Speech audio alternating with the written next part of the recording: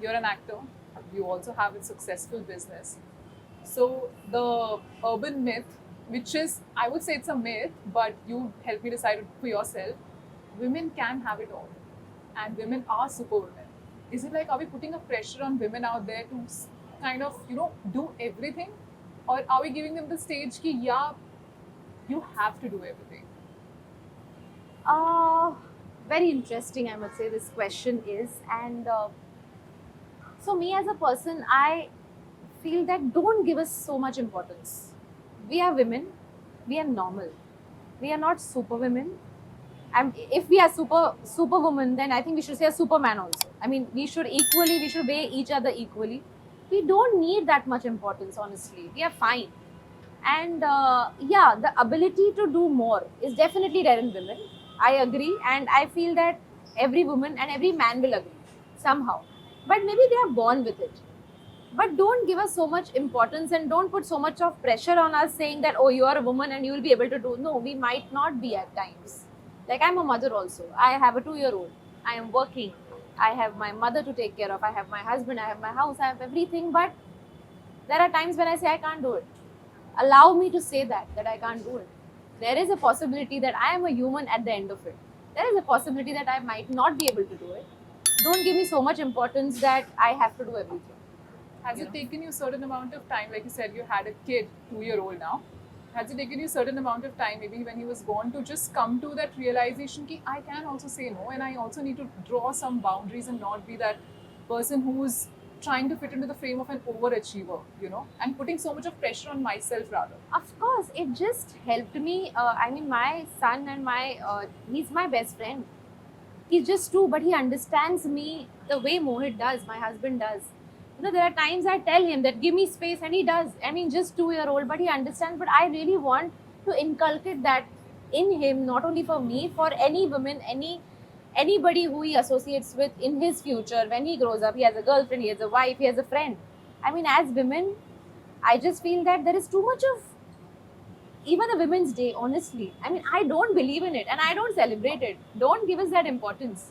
We are fine, we are humans, and let us be where we are and what we do. Just treat us normally. Yeah, like, there was a very beautiful thing which happened. Like, so I went through a lot of stress when I was pregnant. Like, my father was detected with a 4-stage cancer, and I'm very close to my father. And I had a baby. So my baby was born, and he was 3 months, and Papa passed away. So it was in my life. It was like a major loss and a major gain. I didn't know what to do, and it was postpartum.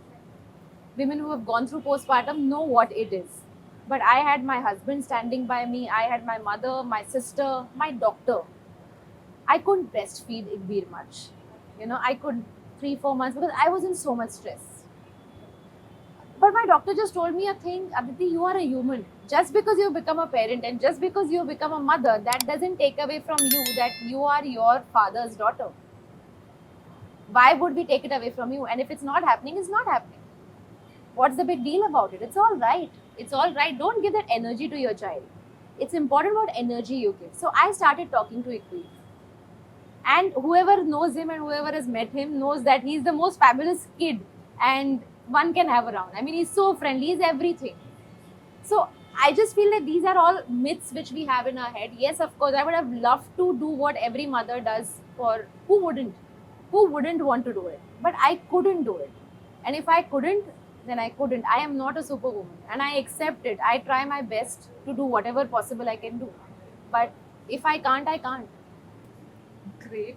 Coming to postpartum, I have a question for you. You mentioned you also were battling, let's say, postpartum. Do you think that's like a very, very big concern that we still don't have enough people talking about in India? Like, a lot of women go through it, but they even don't know that they're going through postpartum. Like, until a doctor suggests them and they don't know what it is exactly. So you think there's like a need for women to be more aware and know like the... Absolutely. See, postpartum is only a word. At the end of it, it is depression. And obviously, a woman's bodies go through changes. Hormones go haywire, and it's a new birth. For a woman, it's a new birth. Like, as you're giving a child to birth to a child, it's woman's new birth as well. So it is very important to understand that your body is going through so many changes. So naturally, there is something that here also is changing. Some people can cope with it, some people can't cope with it. But I feel it's really important to talk about it, because I know women who have been going through postpartum. Their children are 5, 6 already, but they're still going through it, and they're not aware of it. And some other day, it might just come as an outburst. So it's very important to be aware of one's emotions, and make sure you talk it out to that one person who you really confide in, maybe your husband, your sister, your brother, your mother, father, whoever.